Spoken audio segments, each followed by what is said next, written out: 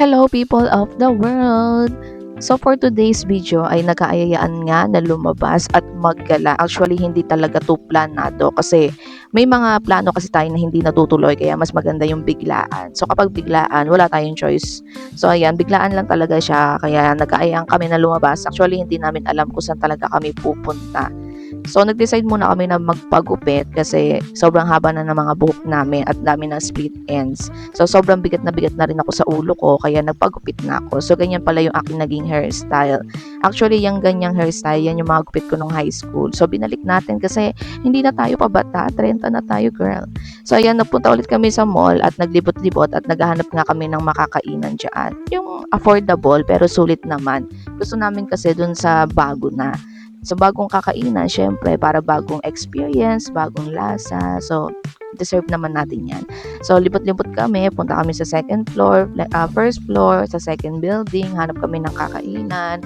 And then, at nakahanap na nga kami ng kakainan sa wakas. So, dito kami sa TGI Fridays.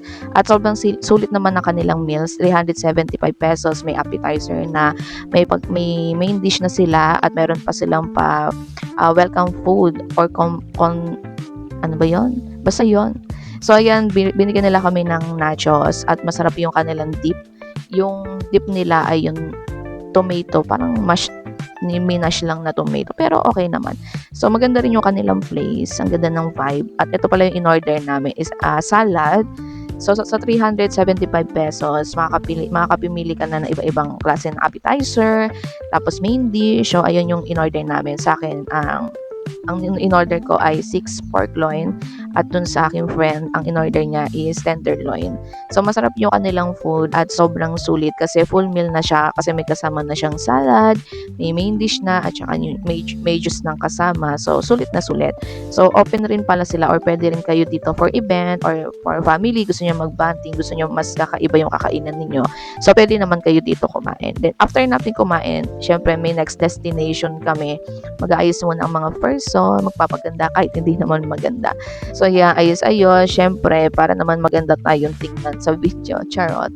So, ayan, yun pala yung ginagamit kong lipstick. So, after namin magpunta sa mall, so bumisita muna kami sa simenteryo kung saan nakalibing yung tita at nanay ng aking kaibigan. And after nan, nagkape naman kami. Dito kami nagkape sa Angelica.